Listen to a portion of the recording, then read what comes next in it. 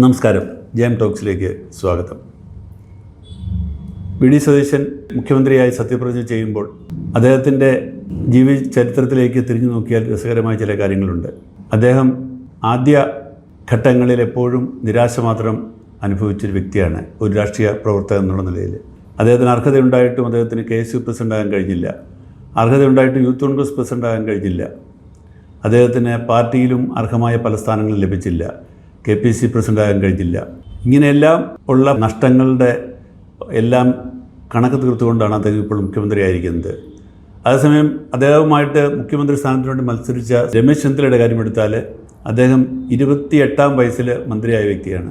അതിനു മുമ്പ് KSU സംസ്ഥാന പ്രസിഡൻ്റായി, ദേശീയ പ്രസിഡൻ്റായി, യൂത്ത് കോൺഗ്രസ് സംസ്ഥാന പ്രസിഡൻ്റായി, ദേശീയ പ്രസിഡൻ്റായി, 28ാം വയസ്സിൽ മന്ത്രിയായി, അതിനുശേഷം MP ആയി, പിന്നീട് KPCC പ്രസിഡൻ്റായി, അത് കഴിഞ്ഞ് ആഭ്യന്തരമന്ത്രിയായി. ഇങ്ങനെ എല്ലാ പദവികളിലെത്തി. പക്ഷേ അദ്ദേഹത്തിന് മുഖ്യമന്ത്രി സ്ഥാനം കിട്ടിയില്ല. അപ്പോൾ ഇതൊക്കെ ഒരു നീതിയുടെ കളിയെന്ന് മാത്രമേ ആലോചിച്ചാൽ മതി. ഒന്നും കിട്ടാത്ത സാക്ഷാൽ വി ഡി സതീശൻ അവസാനം ഇതാ അങ്ങേയറ്റം മുകളിലേക്ക് ഉയർത്തപ്പെട്ട് മുഖ്യമന്ത്രിയായിരിക്കുന്നു. എല്ലാം കിട്ടി അവസാനം മുഖ്യമന്ത്രി സ്ഥാനത്തിന് വേണ്ടി ഉറ്റുനോക്കിയിരുന്ന രമേശ് ചെന്നിത്തലയ്ക്ക് മുഖ്യമന്ത്രിയാകാൻ കഴിഞ്ഞില്ല എന്ന് മാത്രമല്ല, അദ്ദേഹം ഇപ്പോൾ വി ഡി സതീശൻ്റെ മന്ത്രിസഭയിൽ ഒരു മന്ത്രിയാകാനുള്ള ഒരുക്കത്തിലാണ്. നമ്മുടെ എബ്രഹാം ലിങ്കൻ്റെ ചരിത്രമെടുത്താൽ ഏറെക്കുറെ സതീശൻ്റെ പോലെയാണ്. എബ്രഹാം ലിങ്കൻ കോൺഗ്രസിൽ അംഗമാകാനായിട്ട് ആഗ്രഹിച്ചു, മത്സരിച്ചു, അദ്ദേഹത്തിന് ജയിക്കാൻ കഴിഞ്ഞില്ല. അദ്ദേഹം പിന്നീട് സെനറ്റിലേക്ക് മത്സരിച്ചു, ജയിക്കാൻ കഴിഞ്ഞില്ല. അദ്ദേഹം കോൺഗ്രസ് വൈസ് പ്രസിഡൻ്റായി മത്സരിച്ചു, ജയിക്കാൻ കഴിഞ്ഞില്ല. പക്ഷേ അദ്ദേഹം പ്രസിഡൻ്റായി മത്സരിച്ചു, ജയിച്ചു. അപ്പോൾ എബ്രഹാം ലിങ്കൻ ചരിത്രത്തിൻ്റെ ഭാഗമായി പിന്നീട്. എന്നതുപോലെ തന്നെ ഞാൻ കരുതുന്ന ഒരു മുഖ്യമന്ത്രി എന്നുള്ള നിലയിൽ വി ഡി സതീശൻ കേരളത്തിൻ്റെ ചരിത്രത്തിൻ്റെ ഭാഗമായിട്ട് മാറും. കാരണം അത്രത്തോളം കഴിവും അത്രത്തോളം ദീർഘവീക്ഷണവും അത്രത്തോളം മതേതര സമീപനവുമുള്ള ഒരു വ്യക്തിയാണ് വി ഡി സതീശൻ. അദ്ദേഹത്തിന് ഇനി വേണ്ട ഒരു സംഗതി, അദ്ദേഹം ഇതുവരെ പ്രതിപക്ഷ നേതാവായിരുന്നെങ്കിൽ ഇനി ഭരണപക്ഷത്ത് വന്ന് നിർന്നുകൊണ്ട് കുറച്ചുകൂടി എല്ലാവരെയും സമാനമായി കാണാനും എല്ലാവരെയും ഉൾക്കൊള്ളാനും ഒരു ദീർഘവീക്ഷണത്തോടെ നാടിൻ്റെ വികസനത്തിന് വേണ്ടി പ്രവർത്തിക്കുക. വിമർശിക്കാൻ എളുപ്പമാണ്, എല്ലാത്തിനെയും കുറ്റപ്പെടുത്താൻ എളുപ്പമാണ്, കുറ്റം കണ്ടെത്താൻ എളുപ്പമാണ്. പക്ഷേ ഭരിക്കുക എന്ന് പറയുന്നത് വളരെ വളരെ ബുദ്ധിമുട്ടുള്ളൊരു കാര്യമാണ്. അപ്പോൾ അതിന് കഴിവ് മാത്രമല്ല, അതിനനുസൃതമായ പക്വതയും മാനസികമായ ഒരു ആർജവും ഉണ്ടാവണം. ആ നിലയിൽ വി ഡി സതീശൻ മുഖ്യമന്ത്രി സ്ഥാനത്തെത്തുമ്പോൾ അദ്ദേഹം ആദ്യം ചെയ്യേണ്ട ഒരു സംഗതി ഈ ധൂർത്തൊന്ന് അവസാനിപ്പിക്കുക എന്നുള്ളതാണ്. ജനം കണ്ടു മടുത്തു. കഴിഞ്ഞ സർക്കാർ കാട്ടിക്കൂട്ടിയ ധൂർത്തുകൾ വാസ്തവത്തിൽ വോട്ട് ചെയ്ത് ജയിപ്പിച്ച ജനത്തെ സംബന്ധിച്ച് അവരുടെ മുഖത്തടിക്കുന്നതിന് തുല്യമായിരുന്നു പല ചെലവുകളും. ഏറ്റവും നല്ല ഉദാഹരണം നവകേരള സദസ്സ് എന്ന് പറഞ്ഞ് നടത്തിയ ഒരു യാത്ര. എന്തൊരു പരിഹാസ്യമായ യാത്രയായിരുന്നു അത്. എന്നിട്ട് എന്ത് നേടി അതുകൊണ്ട്? മുഖ്യമന്ത്രിക്ക് വേണ്ടി, മന്ത്രിമാർക്ക് വേണ്ടിയിട്ടൊരു വാഹനം അണിഞ്ഞൊരുക്കി. എത്രയോ 1-2 കോടി രൂപയാണ് അതിനുവേണ്ടി ചിലവാക്കിയത്. എന്നിട്ടിപ്പോൾ ആ വാഹനം മ്യൂസിയത്തിൽ വെച്ച് അത് കാണാൻ ആൾ ക്യൂ നിൽക്കുമെന്നാണ് പറഞ്ഞത്. ഇപ്പോൾ വാഹനം എവിടെയാണ്? മ്യൂസിയത്തിലും ഇല്ല, KSRTCയിലും ഇല്ല, അത് എവിടെയോ കിടക്കുകയാണ് കേടായിട്ട്. ഇതുപോലെ വാങ്ങിച്ചു കൂട്ടിയ വാഹനങ്ങൾ, ഈ മുഖ്യമന്ത്രിക്ക് അകമ്പടി സേവിച്ച വാഹനങ്ങളുടെ തന്നെ കണക്കെടുക്കുക.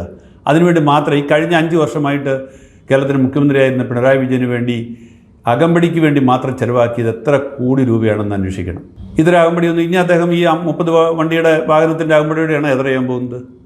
അപ്പോൾ ഇത് ആവശ്യമായിരുന്നോ? അപ്പോൾ ജനങ്ങൾ വെറും വിഡ്ഢികളാണെന്ന് കരുതരുത്. ജനത്തിന് ഈ ഭരണകർത്താക്കളെക്കാളൊക്കെ വിവരമുള്ള ആളുകളാണ് ജനം എന്ന് പറയുന്നത്.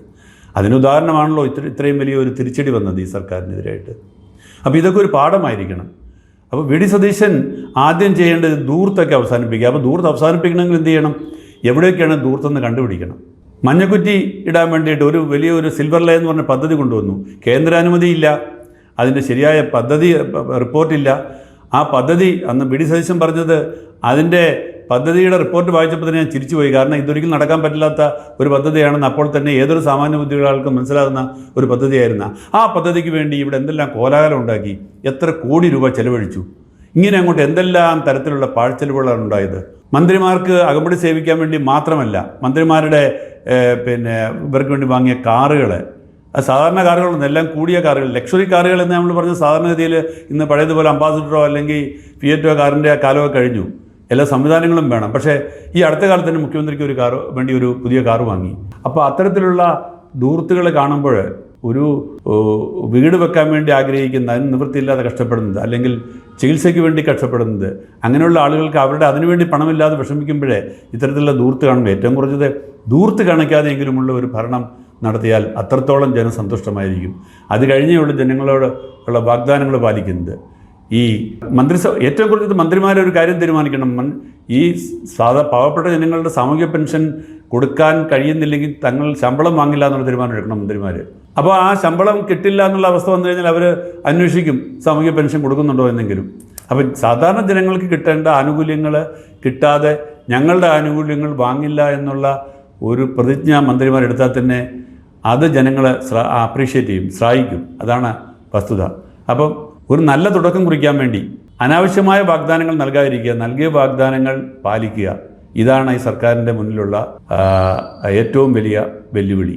അതിന് ഉതകുന്ന വിധത്തിലുള്ള ഒരു നല്ല മന്ത്രിസഭയും ആ മന്ത്രിമാർ ചേർന്നുള്ള ഒരു സഹകരണവും ഇതിനകത്ത് ഏറ്റവും പ്രധാനമാണ്. മന്ത്രിസഭ ഉണ്ടാകുന്നു, അതിനുശേഷം പഠനപിണക്കങ്ങളുണ്ടാകുന്നു, ഓരോ നേതാക്കളുടെയും ഭാഗമായിട്ട് ഗ്രൂപ്പുകളുണ്ടാകുന്നു. ഈ പഴയ ചരിത്രം ആവർത്തിക്കാതെ ഒന്നിച്ചു നിന്ന് ഒരു തുടർഭരണം ലക്ഷ്യമായിക്കൊണ്ട്, തുടർഭരണമാണ് ലക്ഷ്യമെങ്കിൽ അത് തുടക്കത്തിലേ ഉണ്ടാവണം. അങ്ങനെ തുടർഭരണം ലക്ഷ്യമായിക്കൊണ്ടുള്ള ഒരു ഭരണമാണ് ജനം ആഗ്രഹിക്കുന്നതെന്ന് നേതാക്കളെല്ലാം ഓർക്കുന്നത് നല്ലത്.